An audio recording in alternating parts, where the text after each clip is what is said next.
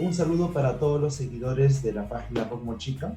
En este caso estoy muy contento de presentar ahora como entrevistado también a Ulises Piedra, que nos va a hablar un poquito acerca de lo que recuerda en realidad acerca de su participación en grupos trujillos. Vamos a ver, digamos, un pequeño repase de todo este camino y bueno, darle la bienvenida primero a él. De repente tienes algunas palabras de introducción, Ulises. Bueno, gracias, buenos días a todos, buenas tardes, buenas noches a la hora que nos vean, ¿no? Y no saludar a toda la gente que aún se acuerda de mí, por lo menos. Y un saludo también a los que nunca han escuchado hablar de Y, mí. y que esperemos que comience a Y por escuchar a ahí partir de ahora. deben haber escuchado algo de mi música por ahí alguna vez. Seguramente que sí. Bien, bueno, vamos a hablar un poquito acerca de los grupos que has ido participando. El primero que, bueno, pude investigar y llegó hasta mí pues, fue Vida, que por cierto no hay, Sí, digamos, ninguna recopilación musical que haya encontrado, pero sí hay fotografías, hay por ahí algunos exacto, rezagos históricos. ¿Qué sí. nos puedes hablar de Vida? Del 72 o 73 me parece que es. No, Vida comienza en el 89, 90, en el 80, perdón, casi. Principios del 80 debe haber sido. Porque dura 3 años, vamos del 80 al 83, con Vida, ¿Y como qué grupo recuerdas de musical. esa etapa? ¿Qué recuerdas de esa etapa? Bueno, con mi hermano Pepe, que era baterista, que es baterista, llegamos a Trujillo, desde Chota,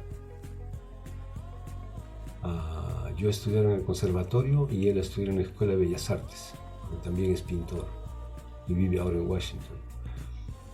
Entonces llegamos ahí y yo me había conocido con un amigo en Cajamarca, cuando estuve en Cajamarca haciendo estudios de ingeniería civil que nunca terminé. Y lo llamé, un amigo cantante y guitarrista, que le gustaba mucho el rock y tenía sus canciones, igual que yo, ¿no? Más o menos en esa época. Teníamos nuestras cancioncitas de rock en español, cosa que no se hacía mucho en el Perú. Pero ya teníamos esa influencia de haber escuchado rock argentino. Entonces eso es lo que nos abrió ¿cómo decir? La voluntad, nos hizo caer ese miedo, porque todo el mundo cantaba en inglés. Si cantabas rock, cantabas en inglés, ¿no? Entonces, este amigo es Freddy Marín y él viene de Cajamarca, viene a reunirse con nosotros en el año, debe haber sido el 80, que empieza el grupo Vida. Y empezamos haciendo nuestras canciones y la vida misma te atrapa porque hay cosas que pagar, entonces hay que hacer un repertorio, algo comercial, ¿me entiendes? Ah, claro, por Y así supuesto. que en paralelo hacíamos así, los conciertos eran pura nuestra música y hacíamos animaciones, cumpleaños, matrimonios, tocábamos en fiestas, en cosas así, en bailes, fiestas bailables. Era lo regular, creo, ¿no? Entre los Sí, en grupos de esa esa época época. era, sí, sí, sí, sí, tenías que conocerte algunas cumbias, unas cosas, uno nunca sabía dónde ibas a tocar, ¿entiendes? No era muy zanjada la cosa. Claro. Sí, sí, sí. Y se puede decir que en este caso Vida es un grupo trujillano o chotano. Bueno, la gente al principio viene de Cajamarca, Chota y Cajamarca, sí. Freddy viene de Cajamarca, Pepe y yo vivíamos en Chota, porque no nacimos en Chota, pero vivimos ahí toda nuestra juventud e infancia. Y claro, viene desde ahí porque teníamos un grupo de amigos y amigas en Chota que tenía ese nombre. Y eran las siglas de Buena Intención de Dar Alegría. Por Ah, eso se correcto. escribía así. Y una vez que llegamos a Trujillo, le dijimos, vamos guardando ese nombre para nosotros, para nuestro grupo musical. Claro. Ah, o sea ¿Ya? que ya viene de un grupo de amigos antes. Sí, sí, éramos unos 5 o 6 amigos, chicos, chicas, Con razón que en la red social de tu muchachos. hermano Sí, encuentro Vida y con el año 1972 entre paréntesis. Yo pensé que era del grupo musical, pero probablemente sea por los amigos que hayan tenido antes. es posible, sí, es posible. Eso sí no me acuerdo en qué año salió esa idea. Del nombre, del nombre y del grupito que no tenía nada de musical. Era así un grupo donde conversábamos, salíamos al campo. Qué Y interesante. luego, una vez ya en Trujillo, claro, hacemos el grupo y le ponemos ese nombre. Y encontramos ya luego a Alberto Santos para los teclados y varios bajistas. Eso sí, hemos tenido varios bajistas. Ahorita no me acuerdo de todos sus nombres, pero han habido varios. Perfecto. Ahí entonces ya como grupo en Trujillo estamos hablando de inicios de los 80, por ahí de Claro, esa década. esos los 80, sí.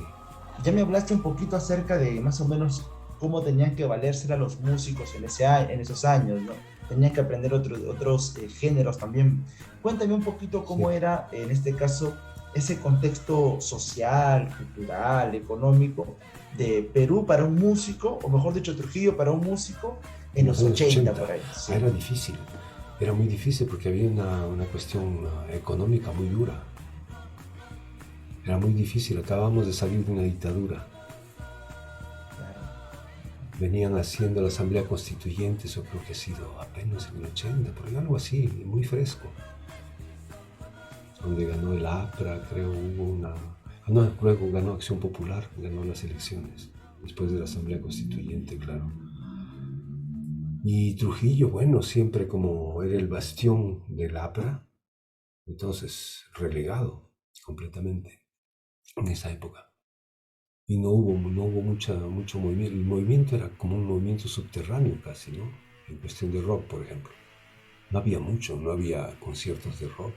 Empezaron cuando empezamos nosotros a mover la cosa. Porque todo el mundo tocaba, había mucho grupo de animación para bailes, como te digo. Pero grupos así de conciertos, el único que yo nunca vi, pero supe de su existencia y conocí a uno de ellos, la Banda Aérea, de Walter Landívar, que conocí. Pero aparte de ellos no he conocido a otros. Los otros eran siempre grupos que tocaban de todo. Banda Aérea era un grupo propiamente de rock. Los demás eran como que medio orquestas, digamos, que tocaban sí, claro, de todo. Tocaban casi de todo. Lo que estaba a la moda. Por ejemplo, las canciones que llegaban de Argentina, de España, todo eso, todo el mundo tocaba eso. Y quien lo tocaba más cercano al disco era el mejor. Y ahí venían los contratos. Claro, ahí venían los contratos. Entonces nosotros empezamos a hacer versiones, por ejemplo, de Pink Floyd en español. Y la gente se rayaba. Cogíamos a veces las letras, no tenían nada que ver con el origen de la canción, pero la hacíamos. Me acuerdo que cogimos una vez una música de Steve Miller, ¿no? Creo que de él. Se llamaba Rock Me Baby o Rocking Me Baby. Rock Me Baby creo que se llamaba. Y nosotros le pusimos Muévete Nena. Y con eso rayamos. Y me acuerdo que era una locura. Tocábamos en la Plaza de Armas. Hemos tocado algunas veces con el grupo Guido. Para el Día del Músico, por ejemplo. Habían 4 grupos que se ponían en los 4 lados del monumento. Iban tocando cada uno a su turno. Y la gente se iba desplazando así. Bien chévere. Y bueno, en el tiempo de esos 80, como te digo, la vida no era fácil. No había mucho trabajo. La gente no había, por ejemplo, encontrar una guitarra eléctrica. Eso ya era... Tenías que tener buena plata para poder comprarte una guitarra, un amplificador, algo así. Era duro. Entonces, nosotros como músicos éramos solamente ejecutantes. Y teníamos que ir a gente que tenía instrumentos y tenía amplificaciones. Complicado. Eso, y se llevaba la gente que tenía los amplificadores se llevaba el 60% o el 50% mínimo del contrato. Mira, y ese 50% que quedaba lo repartíamos entre los músicos y de eso vivíamos. Imagínate. Y mucha gente ha trabajado de esa manera. O sea, si tenías instrumentos, habías invertido en un amplificador, armabas tu grupo y sacabas plata. Pero mientras no sea así, obviamente hay toda una complicación, ¿verdad? Sí, es muy difícil. Era casi una pelea en dónde encontrar la amplificación, por ejemplo. Ya tenía su gente, ya tenía su grupo, ya el tío que tenía sus amplificadores tenía su gente. O era ya alguien que había invertido, por ejemplo, como hubo un grupo que se llamaba Los Ángeles. Ellos eran 2 hermanos, creo que hicieron un grupo, ellos no eran músicos. Uno de ellos sí, uno de ellos tocaba congas, pero el resto eran puros músicos contratados y hicieron mucha música ellos. Seguro que existen todavía. Debería ser. En este caso, entonces, la complicación económica era muy, digamos, fundamental, aunque creo que hasta ahora, ¿no? Finalmente el músico Sí, peruano no sí, está siendo muy apoyado, ¿no? sí, sí, se nota, se nota. Hay otra manera de hacer, no sé, siempre ha sido complicado en el Perú hacer, dedicarse, como decirte, a la música como algo cultural, como algo que aporte, ¿no? Que no sea solo diversión así como un pañuelito que te saca las lágrimas, sino algo que te entre, que te quede adentro, ¿no? Que hayan palabras, que hayan cosas, algo que te trabaje el alma. Pero es difícil, siempre ha sido difícil. Podríamos decir que era, digamos, mucho más accesible hacer música o rock que sea para el gusto de la gente en lugar del propio gusto, ¿no? Sí, casi así también un poco, sí. Mira, Pero como mira, te digo, nosotros llegamos a hacer muchas canciones, incluso canciones que tratábamos de componer en esa época con Freddy Marín, el cantante. Así que hacíamos un montón de cosas. Mira, ya ahora que me acuerdo, hicimos una gira una vez y Alberto Santos seguro te va a comentar de eso. Íbamos a ir a tocar a Quirubilca y fuimos a Quirubilca, pero pasando tuvimos otro contrato por Santiago de Chuco o algo así. En fin, y una vez que estuvimos en Quirubilca, en lugar de regresar directo a Trujillo, nos dimos la vuelta por Cajamarca, porque teníamos amigos en Cajabamba, conocíamos gente en Cajamarca, así que le dijimos a la movilidad, llévanos por ahí y ahí vemos lo que pasa. Y fuimos yendo por cada pueblo y en cada pueblo hacíamos un concierto y fue una locura, hermano, hermosísimo. En Cajabamba se armó, o sea, llegamos en la mañana y en la noche había baile. Y como era Cajabamba, pues el mismo, toda la gente lo supo y se llenó. y se llenó. Y se llenó, y andábamos ahí tocando montones de músicas. Tocábamos música de Santana, los Pink Floyd, tocamos, bueno, varias músicas que sonaban en la época, ahorita no me acuerdo, que había también que le gustaba mucho a la gente de Gloria, de Humberto Tozzi, no sé si te acuerdas tú de eso. Oh, la verdad.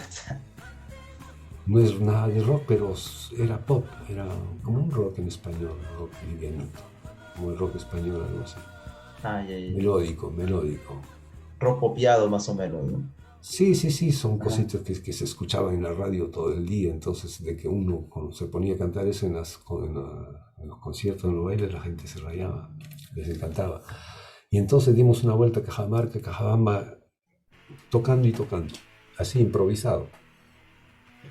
Mira, Y regresando, como habíamos vivido casi una semana haciendo eso, sin haberlo planeado, regresamos con una experiencia hermosa.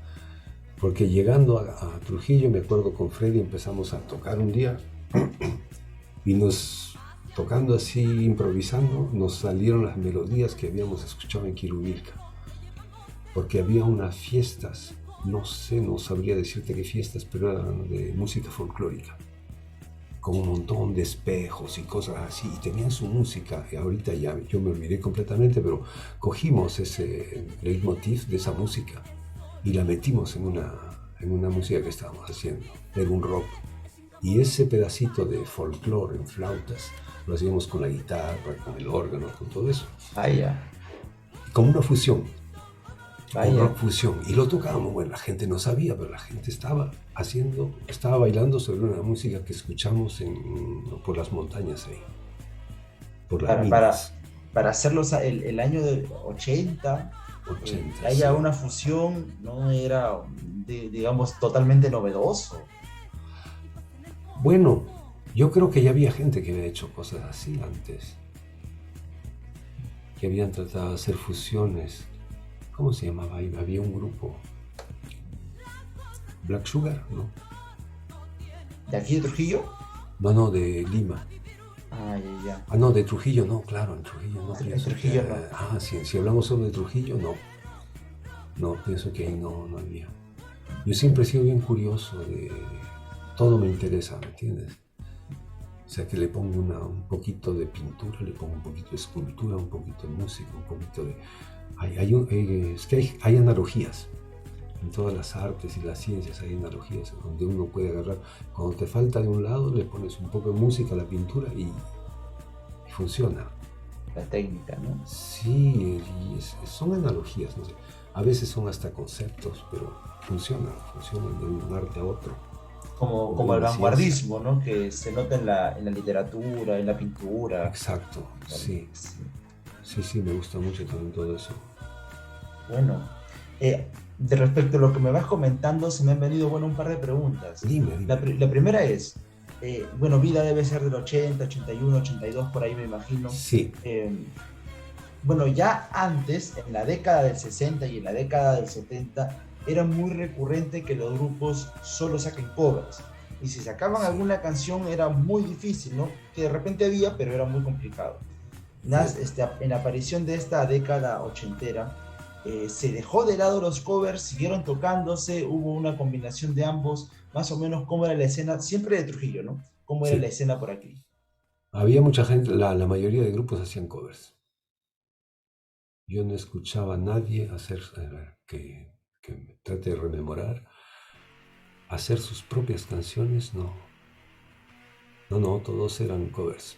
Y como te digo, que se parezca lo más al disco. Sí, Mientras más parecido sea, ese era el mejor grupo, digamos. sí. Algo como sucede ahora con el Yo Soy, ¿ves? Que hasta se visten como el tipo y todo. Sí, era muy loco, una especie de copia, mimetismo. Entonces era difícil a veces para la gente escuchar una versión de una canción ya conocida, no con otros arreglos, porque los arreglos eran casi los mismos, pero las letras, por ejemplo. Escuchar otra cosa en lugar de lo que estás acostumbrado y que lo entiendas. Ya, mira qué interesante. Sí, Y no habían grupos que ya tocasen música propia? ¿No había de ninguna manera? ¿O te recuerdas de alguno por ahí? Mai, Mai, de Lucho Villanueva. de Lucho Villanueva y Sí, no creo que Romeo conoces. Requena. Romeo Requena tocaba los teclados, sí, y cantaba también. Lucho Villanueva en el bajo, no, en la guitarra. Claro. Ujú. En Mai. Había otros grupos, a ver, pienso, no, a ver, la mayor parte tomaban canciones ya que sonaban en la radio. De Trujillo, sí, la época de los 80, no me acuerdo de gente que haya hecho música propia, aparte de nosotros. Claro, aparte, ¿no? Ahí tenemos entonces ya también un fenómeno muy claro, ¿no? Porque en los 80 ya en Lima, ya muchos grupos estaban sacando su música, música propia en español, Sí, además, ¿no? sí, Aquí todavía había ese, digamos, ese rezago de lo anterior. sí, Bien, bueno, luego vamos avanzando un poquito más en cuanto a este desarrollo. Ya me hablaste pues de que lo difícil que era conseguir instrumentos musicales, también sí, pues obviamente material para hacer música, lo de los sí. covers. Nos interesa también aquí conocer un poco en ese transcurso de los 80 ese paso hacia la banda de piedra, ¿no? Y hay una situación muy interesante porque, bueno, encuentro que es Licha Rojas y su banda de piedra. Eso es puntual, es casual. Solo se Casual. hace para el disco. Ah, para el disco. Sí. Porque A ver, después, coméntanos un poco de esa situación, por después favor. presentaciones no hemos tenido, que yo me acuerde, no. Hicimos un concierto, bueno, eso podemos hablar después. En vida, para terminar con vida, habíamos tocado en los colegios, no sé si no te he hablado de eso. Tocamos en el Colegio Santa Rosa, en el San Vicente de Paúl, ahorita no me acuerdo más. Y era una locura, cada vez tocábamos y terminaba en locura. Las chicas estaban en formación, ¿no? Es en el patio de cada colegio, las formaban ahí, las monjitas, me acuerdo, eran porque eran monjas. Formaban a las chicas, todo el colegio ahí delante y nosotros en el escenario empezábamos a tocar. Pero la cosa es que al principio del concierto era un concierto doble. Al principio había Fernando Pinillos, que es un cantante de música, decirte boleros, cosas así, y lo acompañábamos nosotros, pero ya con un bolerito ya más moderno, medio más tirado hacia el disco, cosas así eran. hacía unas versiones más ligeras, ¿no?, de música. Entonces empezábamos con eso. Y las monjitas contentas, todo el mundo contento. Terminaba, pues duraba que unos 20 minutos su presentación. Una vez que él cantó, 5 minutos de relax y empezábamos nosotros. Y ahí mi hermano se desataba la locura. Alberto Santos te contará de eso también. Las chicas empezaban a tirar las chompas de uniforme, los cuadernos, los libros, todo volaba y se venían hacia nosotros. Era una locura. Como decirte, como rockstars. Era bien loco. Y al final querían autógrafos y toda la onda. Y el otro día, justo una chica viéndose, mira cómo es la vida. No me acuerdo ahorita bien de qué colegio era. Se llama Sandra. Y me ha enviado un mensaje, está en mis amigos de Facebook. Y me envió un mensaje diciendo, mira, esta es mi juventud. Y me envía un autógrafo que había firmado yo en los años 82. Uno de mí, otro de Dani, un cantante que había en la época también. Esa era su juventud. Mira, eso. Y hemos tocado en el Santa Rosa igual. Si eso se hubiera filmado sería lindo. Hubiera sido lindo. Claro. Sí, muy bonito. Habían cosas muy bonitas que pasaron en esa época.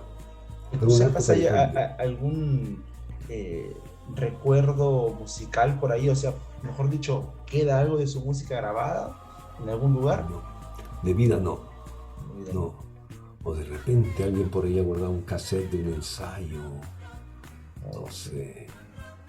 Porque el otro día un amigo, hace algunos años, 2, 3 años que estuve en Perú la última vez, un compañero de música, Oscar Palomino, tocaba los teclados en la Banda de Piedra, me pasó un cassette de un concierto que íbamos a hacer con Michel Rojas en la Banda de Piedra. Ahí lo tengo, claro, el sonido es horrible.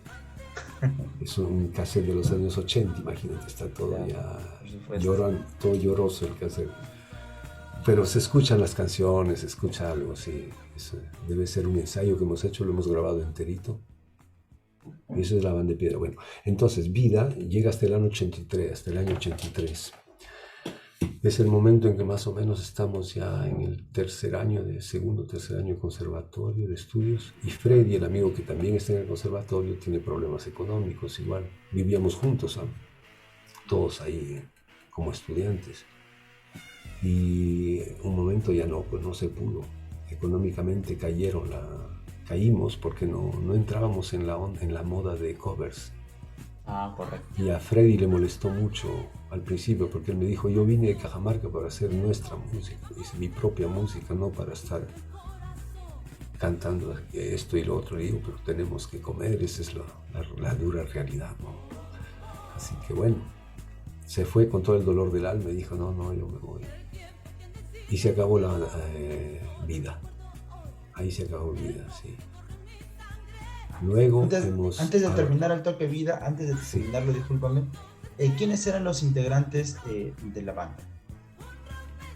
En esa época estaba Pepe, mi hermano, en batería, Alberto Santos en teclados, Freddy Marín en la voz y segunda guitarra, yo en voz y primera guitarra, Luis Goicochea en el bajo. Sí. Y después hemos tenido uno que otro percusionista, pero nunca fue estable. Esa es, digamos, la original, la alineación original. Sí, el que nos acompañó más tiempo, digamos, en vida, el bajista, por ejemplo. Si no, el resto sí, casi todos todo el tiempo. Al principio somos Pepe, mi hermano, Freddy y yo, al origen del grupo. Sí. Y de ahí, bueno, se va Freddy y ya armamos la Banda de Piedra con mi hermano, con Pepe. Y Alberto, ya no Alberto Santos, porque se disolvió el grupo completamente. Fue Oscar Palomino, le pedimos que toque con nosotros. Él ahora es el director de la Sinfónica de Trujillo. Y ¿quién más estaba ahí en bajo? Un chico, ahorita no me acuerdo. Y la Banda de Piedra, ¿En qué año podríamos establecer, más o menos? 83, creo que el 83 ha habido un momento en que no hemos hecho nada.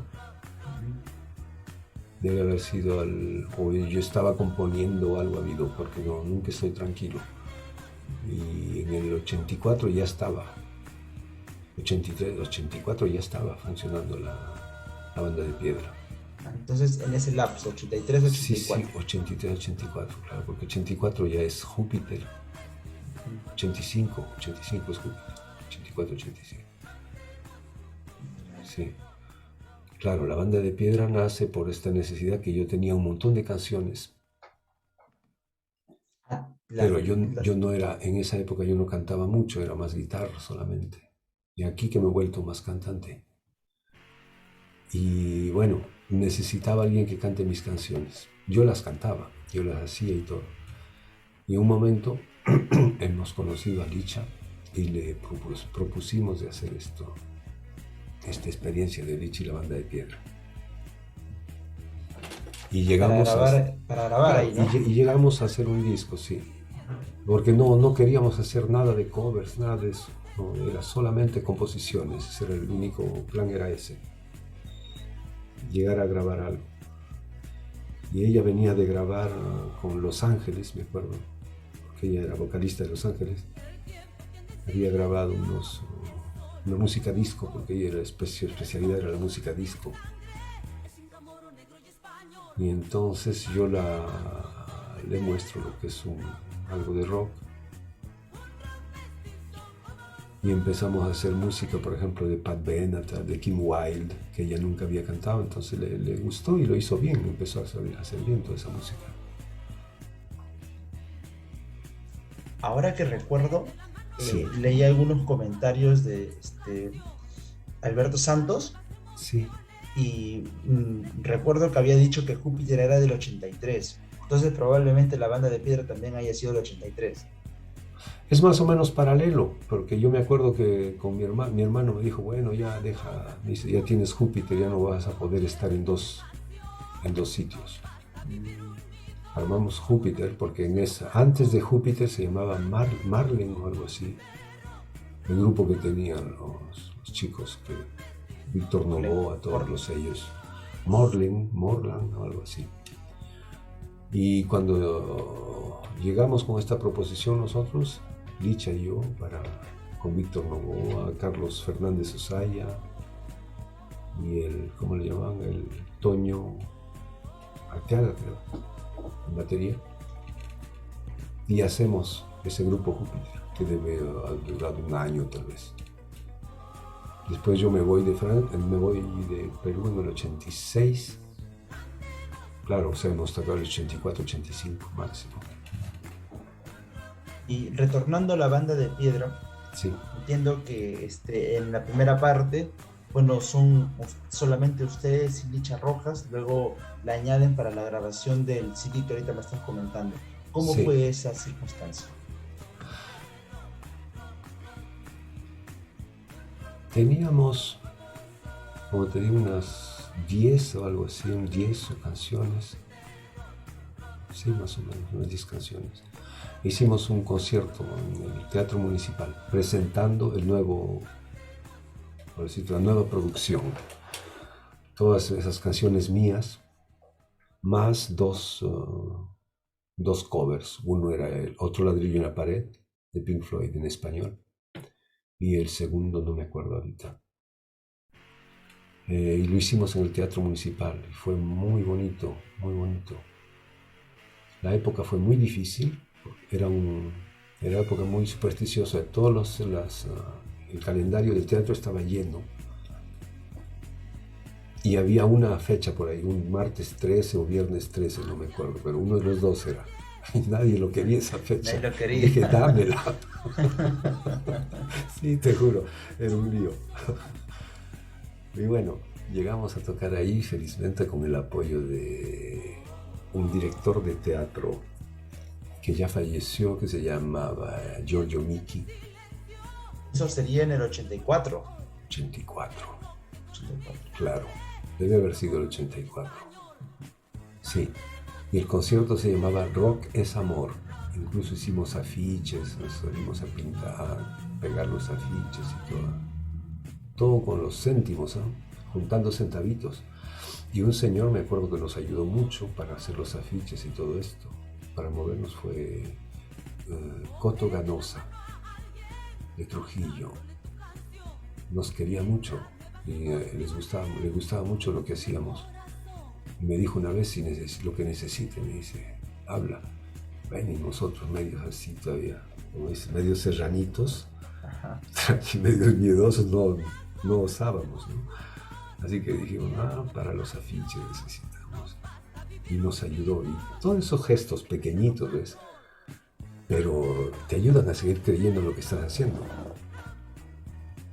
A veces para esa gente que te ayudó no es nada. Pero para uno que está en la brecha, significa mucho. Yo recuerdo mucho ese gesto que tuvo con nosotros, con la banda de Piedra.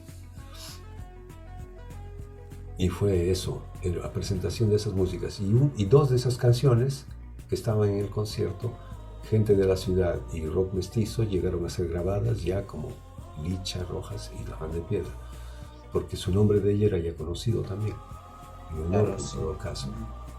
Ella tenía su renombre, entonces ya Licha Rojas y su banda de Piedra le pusieron. Nosotros dijimos y la banda de Piedra, pero en la disquera le pusieron y su banda de Piedra. Una cuestión de marketing, seguramente. Sí, me imagino, pero ¿qué tipo de marketing? En esa época yo no sé cómo hacían las cosas, no sé lo que había que hacer. Yo era ignorante también en todo lo que era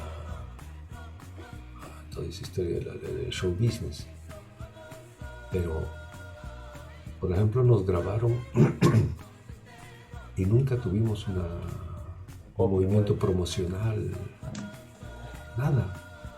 De acuerdo, tuvimos que ir a la disquera misma a buscar nuestros 300 discos de promoción, nosotros mismos a llevarlos a la mano, pagar el taxi, hacer todo, e ir a visitar las radios nosotros mismos, llevando nuestro disco. Y un día nos acompañó un chico, me acuerdo, nos llevó creo a 1160 o no sé, las radios que estaban en la Panamericana, cosas así, que estaban en la movida en esa época. Y se acabó, nos fuimos, ahora se van a Trujillo y ahí pues hacen lo mismo, tuvimos que pagar nuestros pasajes, nuestros hoteles y todo para hacer la promoción en Chiclayo, en Cajamarca, en Chimbote, en las radios, y a cada radio había que ir. ¿Te imaginas? Todo eso cuesta un montón de plata. Por supuesto. Sí, y era muy, muy difícil porque no había esa gente que te promocionaba, que invertía en la música. Era muy, muy raro. Se invertía en otras cosas seguramente. Entonces ahí sale el disco. Ese tema que tocas, ¿no? Del abandono de la propia disquera, finalmente, se denota clarito, ¿no? Sí, era como, no sé, hay otra gente a los que sí les daban promoción, tal vez a los que ya vendían, pero si grabas algo es para promocionarlo, ¿no? Para venderlo también. No sé por qué no lo hacían. Es que a un momento pensábamos que era el centralismo de Lima, porque siempre ha habido Lima es el Perú, ¿no? Y se sentía. Más bien cuando hemos estado en Trujillo ya hemos llegado a conectarnos con músicos de Lima. Me acuerdo viendo Los Frágil,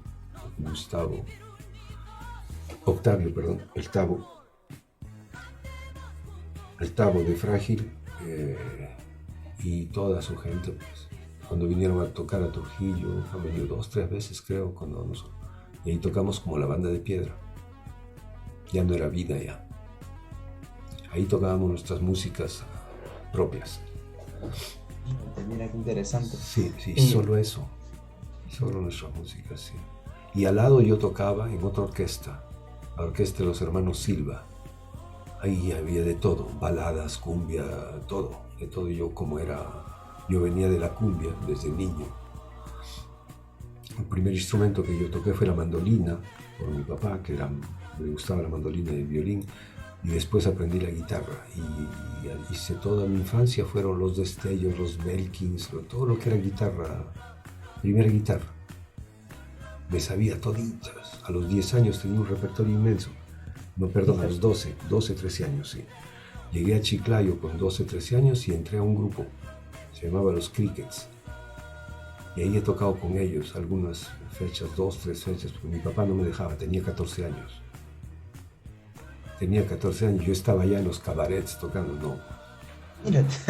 No, a mi padre no le gustó para nada. Por supuesto. Y regresamos a Chota, y ahí ya, cuando regresaba a Trujillo, hemos hecho otra cosa ya. Pero ya me conocía yo todos las cumbias, entonces cuando he trabajado con Marco Silva, que es una gran persona también, el jefe que le llamamos siempre. El jefe nos dio bastante trabajo. Sí, Claro, así en paralelo yo podía desarrollar la banda de piedra sin mucha complicación, ¿no? Porque Sí, un sí, músico, sí. si no tiene entradas, pues no. El ganapán, claro. Obviamente que Es sí. más complicado. Sí. Hubo una tocada de Licha Rojas y su banda de piedra en Lima, que me comentaron en alguna ocasión, me parece haber leído, o quizá No, no hubo nunca, tocada.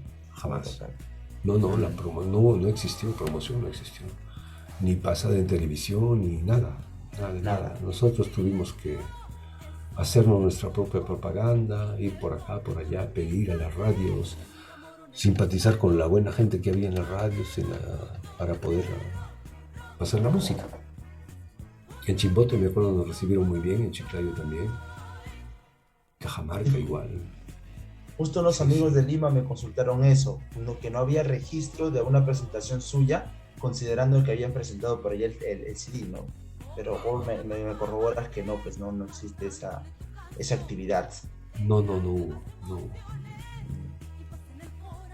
Luego de la aparición, en este caso, de la banda de piedra, te acercas pues hasta Júpiter. Cuéntame ese lapso, ese cambio. A ver, armamos Júpiter.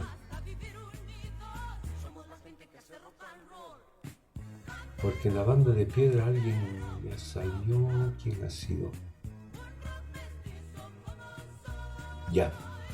El bajista, nuestro bajista en la época y el que graba con nosotros el disco, porque los músicos que graban con nosotros son los que cuentan ahí, es Daniel Cueva Flores, creo era. Daniel Cueva, el bajista de Taxi, de Chimbote. Él ya había terminado con Taxi, creo. Se habían separado o algo así.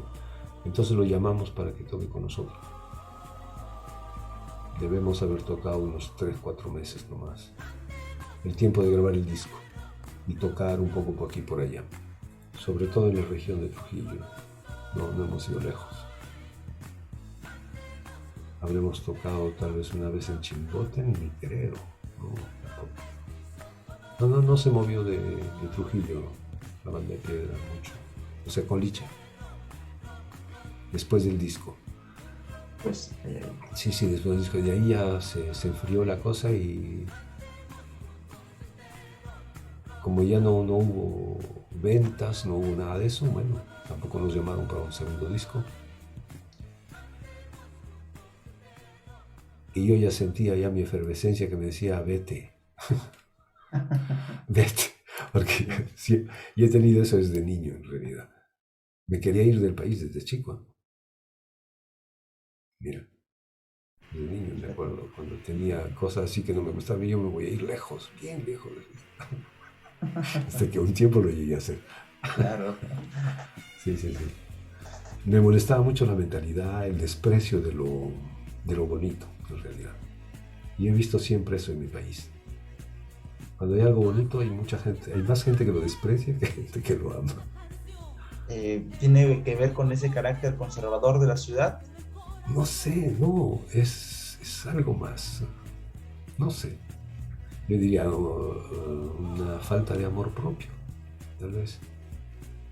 Por ejemplo, yo he visto una casa bonita, la pintan bonita, blanca, el día siguiente ya la pintaron. Alguien vino y le puso un tajo, le puso algo para que no esté bonita. Digo, pero si pasas por ahí todos los días, ¿no quieres que esté bonito?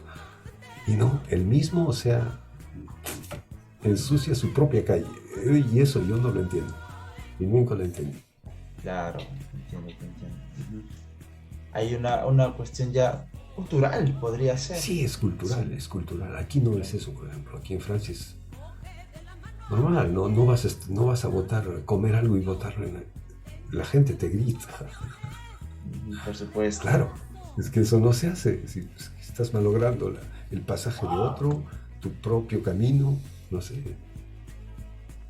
Bueno, entonces así como te digo, llegamos a hacer la banda de piedra, Mecha Rojas y de ahí el Júpiter. Un poquito de Júpiter ha sido, sí, en paralelo con la banda de piedra, pienso yo también. Y ya en el 85, claro, ya no pasa nada ya. Debe haber sido el 85, Júpiter, que se acaba todo. Hay una situación, Leo, que tú has estado en el primer año nada más de Júpiter, porque Júpiter Sí, parece que continúa unos años después, ¿no? sí, sí. Después fue Walter Landívar, incluso Alberto Santos, creo que tocó con ellos. No. Ah, no, ellos formaron después otro grupo con la gente de Júpiter. Telex, creo era. Telex, sí. Algo así. Yo ya no he seguido ese tiempo ya de música. Estaba en Y otro. tú ya viajaste también, creo, ¿no? Ya Sí, habías sí, viajado. sí. Yo cambié completamente de horizonte. ¿Y cómo fue ese primer año con Júpiter? Fue divertido porque muy buenos músicos, tenía ya un bagaje cultural bastante amplio y hemos viajado. Me acuerdo, hemos ido a tocar hasta por Jaén, Bellavista, hemos ido a tocar por ahí con Júpiter. En Chivibote, si no me equivoco, en Chiclayo. En Trujillo hemos tocado bastante también con Júpiter. Se ha Y habido eso una ya, movida sí. importante con Júpiter, entonces. Sí, sí, sí. Entiendo que con Júpiter solamente sacaban covers, ¿eso es cierto? Sí, yo tenía ahí unas composiciones, pero nunca las llegamos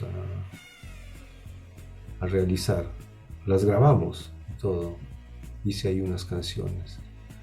Y un día yo creo que ha sido Víctor Novoa que me envió igual un audio de una grabación que le encontró por ahí, donde estamos tocando. No suena mal. No suena mal, sí. Pero lástima que no haya habido más gente que haya grabado todas esas cosas. Debería ser lo precario de conseguir el material. Yo pienso también, sí. Ahorita que me acuerdo, fíjate,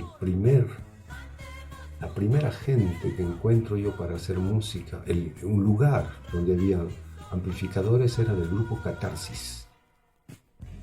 Yo no sabría decirte qué música hacían, no me acuerdo. Si hacían su propia música, si grabaron o no sé. Catarsis, con K se escribe. Me acuerdo, y ellos nos prestaban sus instrumentos para ensayar nosotros. Eso ha sido al inicio de vida. Y seguro que hemos tocado 2-3 veces con sus equipos. O sea, el inicio de la década del 80, ¿sí ves? Sí, sí. Ese grupo Catarsis ya seguro vendría de años anteriores. Seguro, porque ellos ya no existían como grupo. Sí. Solamente alquilaban los instrumentos. Sí, digamos, sí, ya se habían separado y 2 hermanos quedaban y se encargaban ellos de alquilar los instrumentos a los grupos que querían usarlos, ¿no? Que había también ese tiempo, bueno, eso ya viene de antes, los Águilas, todo eso. Sí. Por ahí leí en algún momento que, por ejemplo, en las radios o en la televisión misma, donde los grupos solían, en este caso, presentarse, era pues las cintas de grabación eran caras, entonces lo que hacían era regrabar. Por eso es que ya no hay mucho ha habido mucho digamos, de eso, qué pena. Sí, pues sí, se pierde el material, sin dudas. Sí. No sé si, no creo que haya grabado algo. Osmer, no sé si tú conoces a Osmer. No. Que tiene Radio Ozono, creo. Ya. En Trujillo. Sí, ese radio está. Él tenía una época, trabajaba en Radio Star, si no me equivoco. Radio Star, sí, por ahí debe ser. Quedaba por Albrecht, la radio. Y hemos tocado varias veces para Radio Star porque ellos organizaban conciertos que se llamaban no sé, el top 50 o cosas así, o el top 10. Armaban conciertos en el Coliseo Cerrado, en el Mansiche, En el Gran Chimú. y se llenaba, sí, el Gran Chimú se llama, ¿no? Ujú. Entonces, ahí hemos tocado, por ejemplo, con Júpiter, recuerdo. Hemos tocado con la Banda de Piedra también, hemos tocado con Vida, hemos tocado en el Coliseo varias veces. Siempre habían conciertos, ahora que me acuerdo, en el Coliseo hacían muchos conciertos, el Sí, Coliseo Cerrado, y se sí. hace el local que más conciertos ha tenido aquí, ¿no? Sí, debe ser entonces, claro. Y yo me acuerdo que Osmer nos apoyaba mucho en esa época, porque él es el que organizaba y nos metía ahí en la programación. Y ahí conocimos a los Frágil, a los Río, quien más venía de Lima. Varios grupos vinieron. Hemos tocado juntos. Esos son de los 80, pues, porque es más, Sí, inclusive desde los 60, 70, ya habían grupos de Lima que venían y que tocaban en el venían, Coliseo cerrados. claro, Interesante. claro. Aquí te quiero hacer una pregunta porque entiendo que tu desenvolvimiento en el rock trujillano es desde los 80, en 80 hasta el Sí, 86, 87 que viajas, me parece. Eh, 86, sí. 86. ¿Qué grupos recuerdas que resaltaban aquí en Trujillo?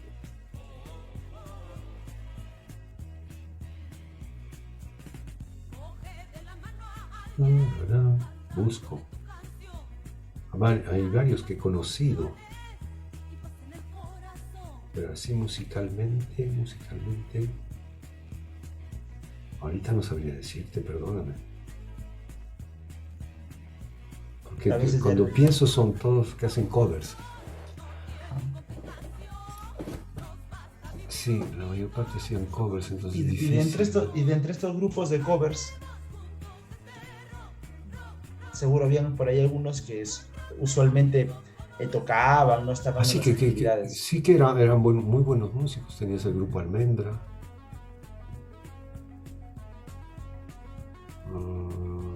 Los Ángeles, que hacían un disco,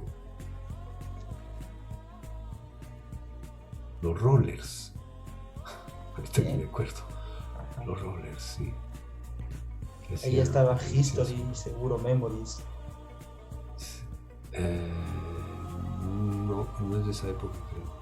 posterior entonces. Ujú. Sí, eso es después, esas ondas de nostalgia viene después, eso empieza en los años 2000 casi creo, o 90, final de los 90 la gente empieza a hacer... Ah, no, tienes razón, porque el grupo Almendra comienza a hacer discos con música haciendo, ¿cómo se llama? Popurrí. Hacían mix de 10 canciones en una sola. Ellos empezaron con esa onda de la nostalgia y de ahí apareció el grupo Décadas y el grupo Nostalgias y el grupo no sé cuántos, sí. Y empezaron los tributos a los antiguos. Pero yo ya no he vivido eso ahí, eso ha sido los años 90 me parece, o 2000. Ya ese movimiento posterior, ¿no? Sí. En el tiempo que yo estaba no era la onda, no era la nostalgia, era hacia adelante. Buscábamos que algo teníamos que hacer, de nuevo, de novedoso. Pensábamos que era novedoso por lo menos. Pero hacíamos lo nuestro, sí. O Y tratábamos. claro, por ejemplo, me hablaste hace rato de uno de los grupos que hacía música propia, que es Mai Mai. Bye, Bueno, sí. se les consideran uno de los iniciales aquí del movimiento este underground, ¿no? Ah, mira, qué bueno. Sí, eso es, sí. Sí, Música un poco agresiva, ¿no? sí, sí, era bien loquita su música. Para el ambiente que había era, claro. Mira, qué interesante. Sí, Y bueno, ya como para ir culminando esta etapa, que la verdad dime. te voy a ser muy sincero, Ulises, para mí es muy enriquecedora. Eh, ¿Qué características crees tú que tenía, y hablo musicalmente, ¿no? Sí. Toda esta década de los 80, al menos la que viviste, ¿no? De la primera parte de los 80. Para mí es especial porque cae justo en mi época de juventud, de los 20, ¿no? Los años, la veintena. Es toda una búsqueda para mí. Es toda una búsqueda. Y al mismo tiempo es una afirmación que tengo que irme. Mm. Sí, para mí se vuelve eso. Voy creciendo en mi sueño, voy creciendo en mi sueño y los muros van creciendo. Y llega un momento en que todo es imposible. ¿Me entiendes? Tuve una época que yo estuve, o sea, muy, muy mal. Sin techo. Sí, hubo unas semanas así terribles. Y llegó esta oportunidad de salir con un grupo folclórico para hacer arreglos para sus canciones y todo eso. Y así que salí. Y yo me dije, me voy afuera a ver lo que sea, lo que haya, lo que sea. Salga. Claro, pero es que yo pienso que era ya ese deseo que tenía de niño, pero yo no sé de dónde me viene ese deseo de niño de irme. Y llego a realizarlo y me siento feliz de realizarlo. Por accidente, por decirte, llego a Francia y aquí se desarma el grupo y yo me encuentro aquí en Francia a comenzar de cero. Y digo, aquí me quedo, aquí empiezo, aquí es cuando hay que empezar, porque no puedo estar más abajo de cero. Claro. Y ahí empiezo. Y ahí me doy cuenta que es justo la sociedad donde encajo, que es muy liberal, que puedes decir tus cosas, que puedes escribir, publicar, nadie te va a censurar por esto, por lo otro. Por lo menos hay una historia donde aquí se tienen que respetar los derechos humanos, por ejemplo, ¿me entiendes? Porque son los creadores de eso. Eso, entonces hay como una obligación histórica de respetar todas esas cosas. En cambio, en otros lugares luchamos el triple por los derechos humanos. Pienso yo, o mucho más, quizás. Aquí, como tienen esa historia, es como, por ejemplo, los alemanes. Ellos no quieren saber nada de meterse en guerra. Ya saben lo que es la guerra, ¿entiendes? No quieren. No. Con eso no se juega. Hay cosas que en la historia de un país yo veo se repiten. Entonces hay que tener mucho cuidado con eso. Como en la historia de uno mismo, hay cositas que se repiten por estupidez a veces, ¿no? Lo O a veces cíclico, por casi genealogía. siempre Sí, sucede, ¿no? Uh-huh. sí, hay cositas cíclicas y te das cuenta, cuando ves la historia del Perú, te das cuenta que cada vez hay esto, digo, y regresamos a lo mismo, digo, pero tal vez en otro piso, ¿no? Subiendo o bajando, no sé, pero es lo mismo, te encuentras con lo mismo. Los mismos problemas. Y especificaciones en realidad que tienen que ver con, por ejemplo, en el caso tuyo y de los músicos de los 80, por ejemplo, de obligarse a hacer covers en otros casos, y en el caso tuyo hacer música propia, pero tal vez no tener ese lugar, ¿no? No había lugares. Sí, no habían pubs, no habían clubs, no había nada de eso. Se expresa en eso, finalmente, eso, ¿no? Sí, tiene que haber lugares donde los músicos puedan ir a tocar, los poetas puedan ir a gritar sus poesías, lugares de cultura, donde es nidos, donde gente que duda va, pasa, escucha y de repente le nace una vocación o descubre que él también puede. Eso es uno no sabe lo que... A veces un cantante está cantando y dice, bueno, estoy cantando por la 3000ª vez pero no sabe que esa vez que está cantando él ya casi aburrido de cantar la misma canción, hay un niño que pasa y dice, así quiero ser yo. Es entusiasmo, claro. Y eso nos pasa a todos, Hay también aquí en Perú pues un gran inconveniente con el tema de la incentivación al arte, ¿no? O es nula sí, o es poca, ¿no? Sí, eso ha sido un problema. Yo lo viví con mis padres, por ejemplo. Mis padres son muy amorosos conmigo, siempre me han aceptado en todo lo que he decidido. Pero al principio, por ejemplo, y es normal, porque tenían miedo que yo sea músico. Porque músico, para su generación, mis padres son nacidos en los años 30, para su generación los músicos eran los borrachos, los bohemios, los perdidos, o sea, como los poetas un poco, ¿no? Claro, la parte bohemia, digamos, sí, de la sociedad. El tipo que se abandona, o sea, ya agarra su guitarra y se va a cantar todas las noches borracho. Eso y para entender a tus padres también, aparte de que tú fuiste músico, tu hermano también, ¿no? Sí, y el hermano también se mete en la música. Entonces ya cuando ven que entramos que armamos el grupo en Trujillo y empezamos a tocar y la gente nos llama para aquí, para allá, recién ahí dice, sí, esa es su vida. Mi hermano estaba destinado, no destinado, pero, ¿cómo decirte? Tuvo que empezar igual sus cursos de abogacía, derecho en Ayacucho. Y justo ese tiempo empezaba el lío de Sendero Luminoso y él se salió corriendo de allá. Ya empezaban las desapariciones, las historias de violaciones, de los cabitos, de no sé cuánto. Y mi hermano, me acuerdo, regresó, me dijo, esto es una locura, me dice, yo no regreso a Ayacucho. Pues, Sí, y yo venía justo de dejar en Cajamarca la ingeniería civil y nos reencontramos en Chota y de ahí nos vamos a Trujillo. Porque en Chota conocimos una gente que venía del teatro de Trujillo y ellos fueron los que nos dijeron, pero en Trujillo tiene un conservatorio, hay música, hay bellas artes. Dije, ahí está, dije, vamos. Y con toda la alegría nos fuimos a Trujillo. Y Trujillo nos recibió bien, muy bonito. Hablando de eso, pues Trujillo fue un globo prácticamente porque esta situación de, si hablamos del terrorismo, casi no se sintió a No se comparación de sintió otros casi. lugares. Sí, sí, el sur sí fue atacado mucho, mucho, mucho. El norte ha sido más o menos tranquilo. Situaciones que finalmente han terminado por expresar y explicar pues la carrera musical que han tenido y también pues dónde están ahora, ¿no? Finalmente. Ay, sí, sí, sí. Yo no reniego de nada. Digo, gracias a la vida, gracias a los que me impidieron hacer las cosas, porque eso me dio la fuerza Sin de estar dudas, donde estoy. Sí, sí, sí. sin dudas. Ulises, te agradezco mucho en realidad que hayas A ti, participado Eder. conmigo, ¿ah? Muchas Eh, gracias a ti. de repente tienes algunas palabras finales a la entrevista. Bueno, a todos los que vean esta entrevista, un abrazo bien caluroso. Los que se acuerden y los que no se acuerden, acuérdense. Seguro que por ahí tiene un autógrafo por ahí del Aunque no Grupo Vida. creas, hay mucha gente que se acuerda, mucha gente. Parece que sí, qué lindo. El Me tiempo agrada hace mucho.